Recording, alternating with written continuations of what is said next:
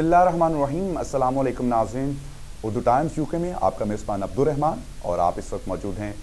رمضان مبارک کی special transmission میں ہمارے ساتھ، جہاں ہم رمضان مبارک کے مہینے کے فضائل، اہمیت، مسائل، ان چیزوں کے اوپر بھی روشنی ڈال رہے ہیں۔ وہاں آج ہم نکاح کے اوپر بھی بات کریں گے۔ سنت رسول صلی اللہ علیہ وآلہ وسلم ہے۔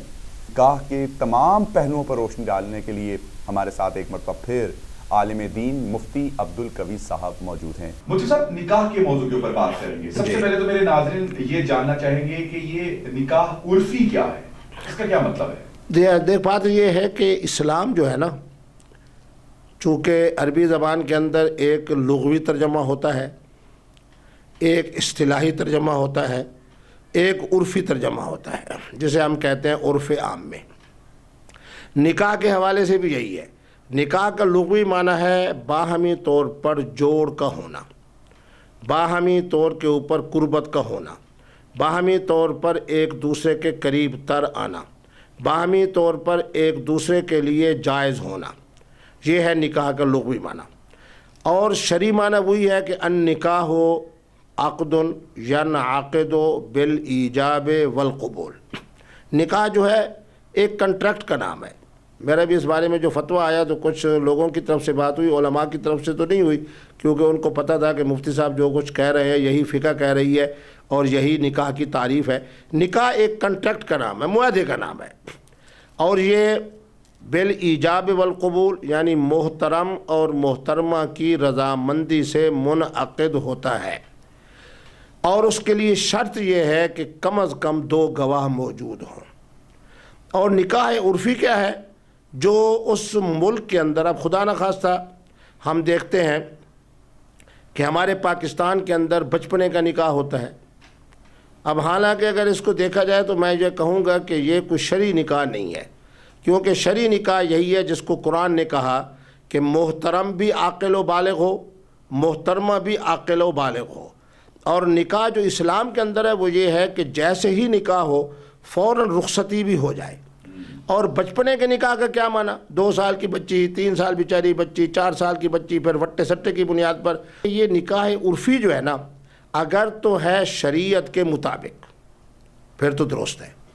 اور اگر صرف اور صرف رواج کے مطابق ہے، جس کو عربی میں عرف عام کہتے ہیں اور ہمارے ہاں اس کو رواج کہتے ہیں،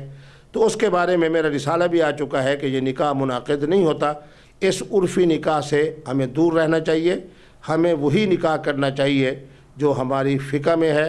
جو ہماری احادیث میں ہے، جو ہماری سنت میں ہے، اسی کے مطابق ہمیں نکاح کرنا چاہیے۔ آج کل اس دور میں جہاں ہم پہلے 2 سال پہلے منگنی ہوا کرتی تھی اور 2 سال بعد پھر شادی ہوا کرتی تھی، نکاح ہوتا تھا، پھر رخصتی ہوتی تھی، آج کل اس منگنی کی رسم کی جگہ پر نکاح ہونا شروع ہو گیا ہے۔ یعنی کہ سال پہلے 2 سال پہلے نکاح ہو گیا اور اس کے بعد پھر رخصتی ہوئی۔ تو یہ بتائیے کہ کیا اس دوران اگر رخصتی نہیں ہوئی اور نکاح ہوا ہے اور لڑکے اور لڑکی کے درمیان ہم بستری ہو گئی ہے، تو کیا وہ ہم بستری جائز ہے؟ صورتحال یہ ہے کہ میں جو اسلام میں دیکھتا ہوں وہ یہ ہے، خاص طور کے اوپر حضور کے زمانے میں اور خلافت راشدہ کے زمانے میں اور اسلام کا جو ایک تسلسل ہے اس کے اندر میں دیکھتا ہوں تو وہ تو یہ ہے کہ جیسے ہی نکاح ساتھ ہی رخصتی۔ اب ہمارے ہاں یہ دونوں صورتیں ہو رہی ہیں کہ منگنی کر دی جاتی ہے اور اس کے بعد جناب سال، 1.5 سال، 2 سال، 3 سال کا وقفہ رکھ دیا جاتا ہے نکاح میں۔ لیکن میں لوگوں کو اس بات کی اجازت نہیں دیتا۔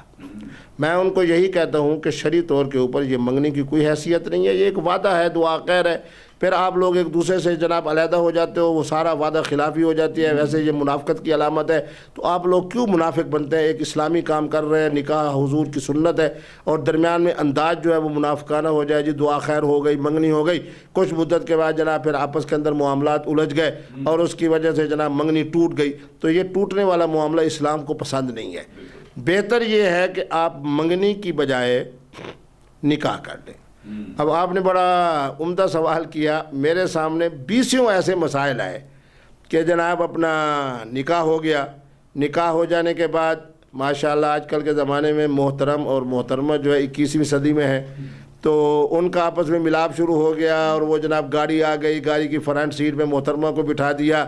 اور جناب خاندان والوں کو یہی پتہ ہے کہ ابھی تک رخصتی نہیں ہوئی، لیکن چونکہ آج کل کا جو زمانہ ہے 21ویں صدی ہے، لیکن میں اس کو برا نہیں سمجھتا، بلکہ مجھ سے بہت سارے نوجوان اور خواتین نے جب یہ بات پوچھی کہ مفتی صاحب ہمارا نکاح ہو گیا ہے، تو میں نے ان کو کہا ہے کہ تم سر سے لے کے پاؤں تک ایک دوسرے کے لیے حلال ہو، اس لیے صرف فرنٹ سیٹ پہ بیٹھنے کی آپ کو اجازت نہیں ہے، بلکہ اس کے ساتھ اگر آپ آگے کے معاملات بھی دیکھیں، اکٹھے جائیں، کھائیں پئیں، گھومیں پھریں اور اس طرح کے باقی معاملات ہیں ان کو کر لیں، چونکہ نکاح ہو چکا ہے۔ بس اتنے ہی معاملات، اس سے آگے کے معاملات نہیں، تمام تر کے جو ہے ان کے جو ہے اپنا ارادے اور ان کے جو عزائم، ان کے جو خواہشات اور ان کے جو پروگرامز ہیں، میں ان کو اجازت دیتا ہوں کہ اس میں کر لیا جائے، اس لیے کہ رخصتی تو یہ سمجھے کہ جس طرح آپ نے کہا نا عرف، یہ تو رواجی بات ہے، باقی نکاح ہو گیا تو نکاح ہو جانے کے بعد آپ ایک دوسرے کے لیے حلال ہو گئے، لیکن اس کے اندر ایک بڑا پیچیدہ سا مسئلہ ہے میرے بیٹے، وہ یہ ہو جاتا ہے کہ کبھی خدا نہ خواستہ رخصتی سے پہلے میکے اور سسرال میں ایک اختلاف پیدا ہو جاتا ہے کسی وجہ سے۔ اب جب سسرال اور میکے کے درمیان پیدا ہو جاتا ہے اختلاف، تو اب میکے والوں کو بھی یہی پتہ ہے کہ رخصتی نہیں ہوئی اور سسرال والوں کو بھی یہی پتہ ہے کہ رخصتی نہیں ہوئی، لیکن جب کہ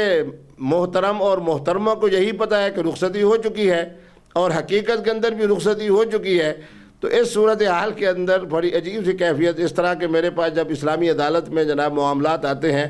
تو اب میں نے محترمہ کی عزت کا بھی خیال کرنا ہوتا ہے،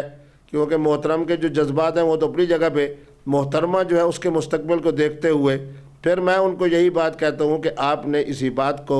کہنا ہے کہ ہماری رخصتی نہیں ہوئی، بس اتنا کہنا ہے، آگے یہ نہیں کہنا کہ کیا کچھ ہوا ہے اور کیا کچھ نہیں ہوا، لیکن بہرحال اس معاملے کو بھی ہمیں دیکھنا چاہیے۔ اس وقت آپ کو یہ کہتے ہیں کہ آپ نے اس سے آگے نہیں کہنا، تو ایسا کرنے سے آپ کو نہیں لگتا کہ آپ ان کے ساتھ زیادتی کر رہے ہیں، یا وہ آگے جو اگلے گھر جائے گی تو وہ گمراہ ہو کر جائے گی، اس کی بیسی ایک گناہ کے اوپر اور ایک جھوٹ کے اوپر مبنی ہو جائے گی؟ نہیں میرے بیٹے، بات اصل میں یہ ہے کہ اسلام کا ایک قانون ہے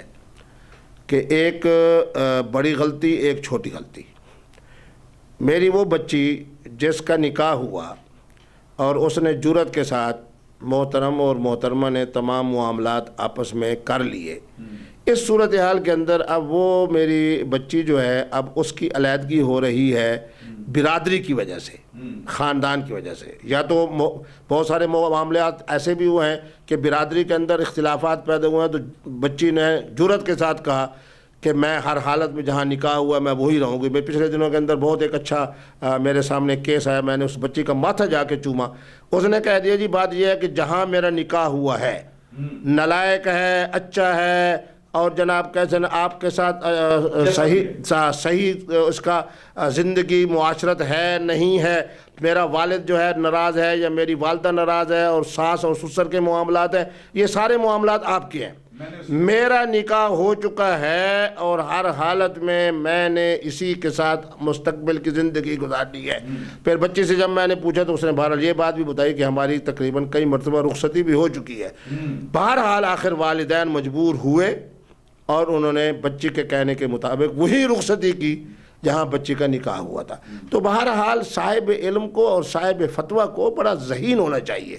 دیکھیں میں اپنی اس بچی کو کیوں مصیبت میں ڈالوں؟ اگر بچی خود کہہ رہی ہے کہ مفتی صاحب میں بالکل جناب کیسے اس کے ساتھ مزید زندگی نہیں گزارنا چاہتی، میں شادی کی طرف نہیں جاتی، میں رخصتی کی طرف نہیں جاتی، جو کچھ ہو چکا ہے چونکہ شریعت میں حلال تھا ہو چکا ہے میں اس کو تسلیم کرتی ہوں،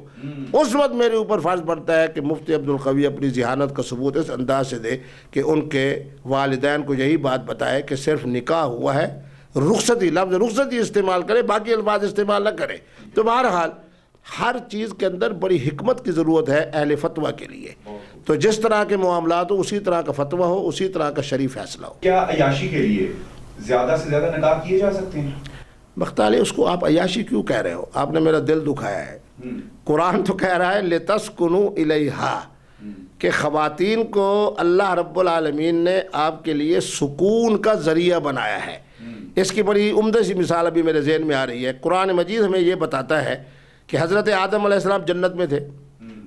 اب رمضان المبارک کی مناسبت سے آپ کی اور میری بھی ہر وقت یہی دعا ہے کہ اللہ تبارک و تعالیٰ جب ہمیں دنیا سے لے جائیں تو آگے ہمارے لیے جنت کی جناب نعمتیں ہوں۔ جنت سے بڑی نعمتیں کیا ہیں؟ پھر لمبی بات ہو جائے گی، حضور نے آنکھوں نے نہیں دیکھا، کسی نے سنا نہیں ہے، اس قدر عظیم نعمتیں ہیں، پائیدار نعمتیں ہیں جو اللہ تبارک و تعالیٰ آپ کو اور ہم کو جنت والوں کو عطا فرمائیں گے۔ اس کے باوجود انہوں نے کہا کہ جیون ساتھی ہونا چاہیے۔ اللہ تبارک و تعالیٰ نے بیوی حوا عطا فرمائی، آپ کی اور ہم سب کی والدہ۔ پھر فرمایا لِتَسْكُنُوا إِلَيْهَا، جنت کی نعمتوں کے باوجود آپ کے سکون کے لیے ہم نے محترمہ کو پیدا کیا ہے۔